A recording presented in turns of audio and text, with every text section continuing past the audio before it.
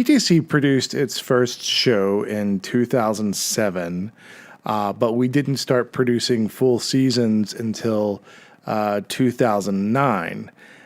So we have, at the end of the 2018 season, officially produced 10 seasons of live theater here in Chattanooga. So moving into 2019, it will be what could essentially be known as our next chapter or our next 10 years. And the theme that we've chosen for season 2019, which kind of goes along with where we are and the development of our organization, is the idea of identity.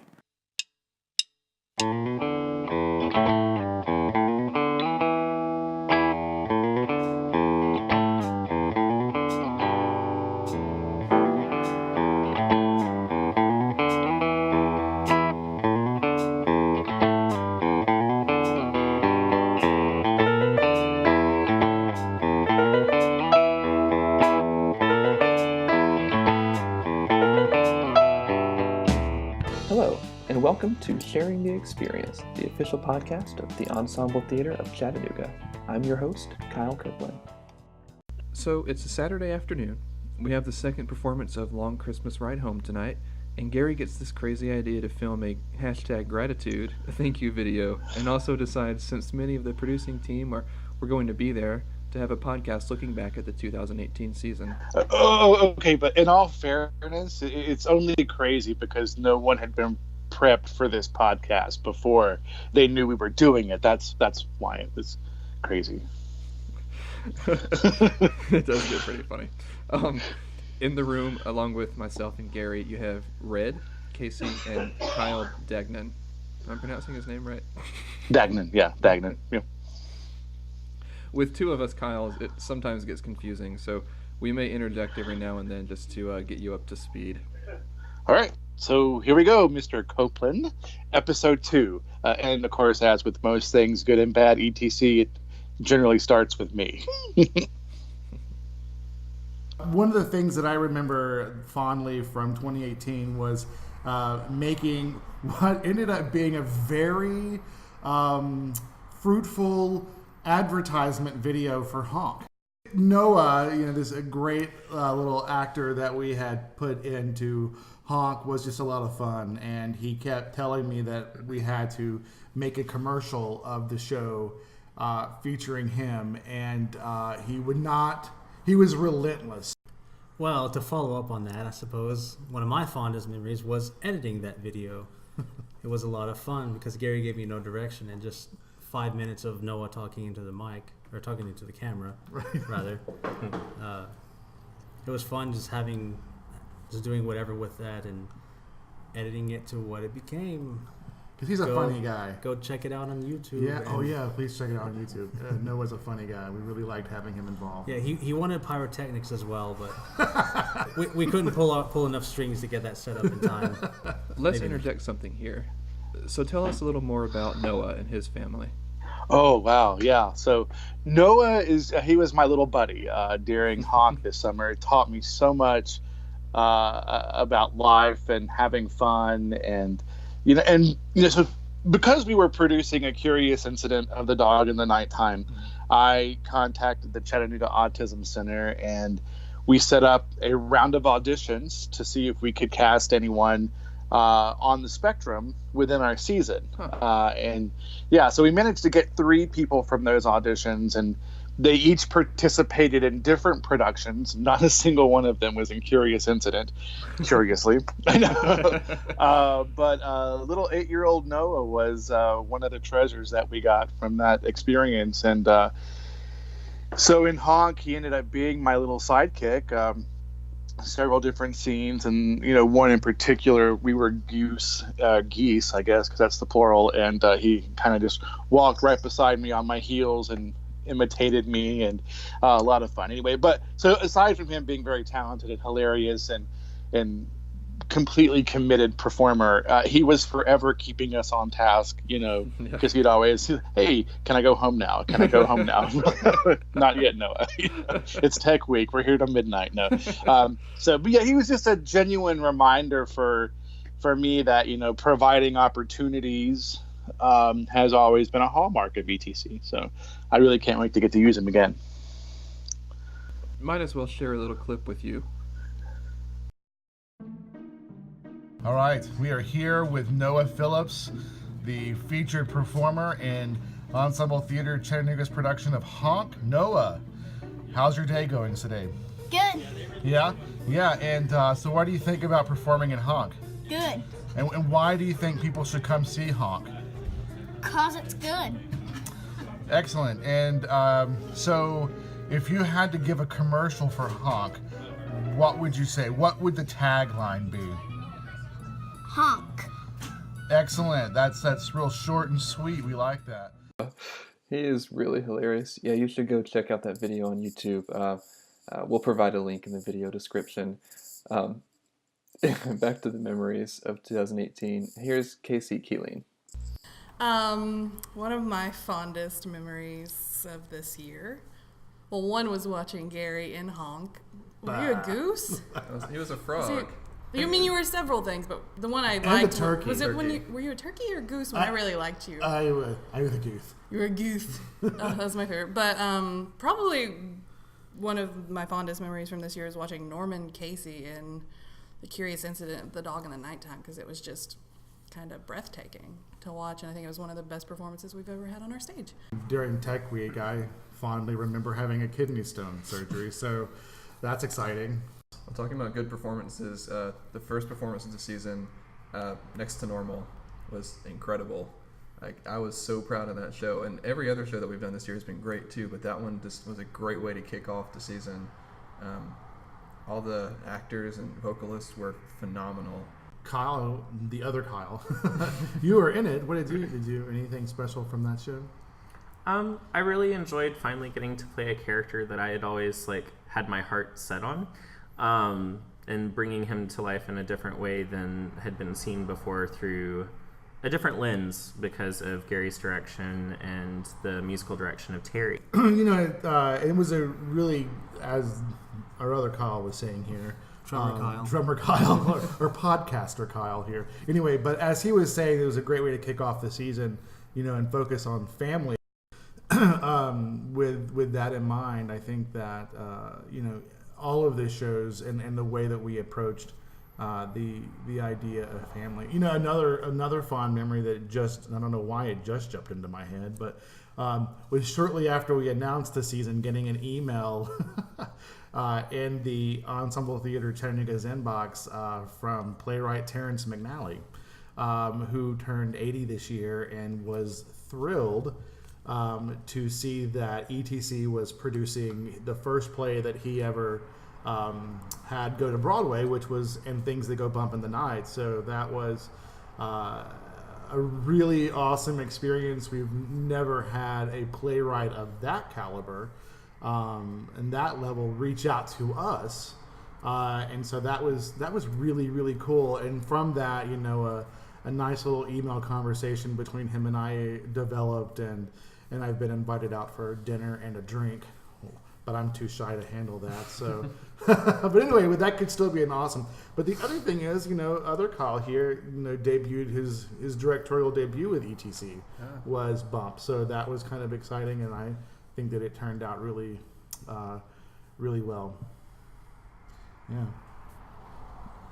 Anybody have any funny stories about things that happened on set or in rehearsals that are appropriate for? I know, that's what I was thinking. Going back to Honk, because so many funny things happened in Honk. Noah's a very unapologetic. He's just unapologetically real. The kids were great, and then all the other actors and everybody involved were great with the kids. That was nice, a nice dynamic backstage. Oh, that reminds me. There was an audience member came to see the show who was a friend of Ben, and he came to see the show, and he walked right up on stage with us and helped us clean the stage.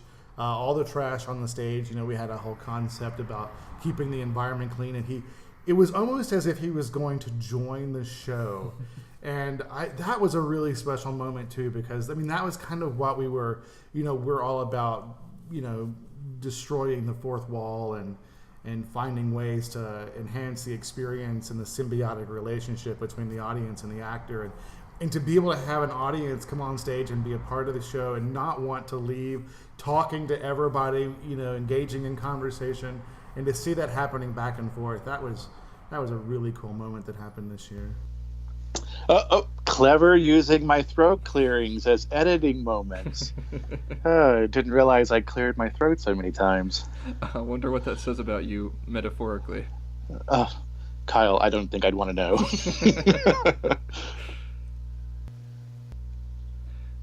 Casey ruminates just a little here on the long Christmas ride home.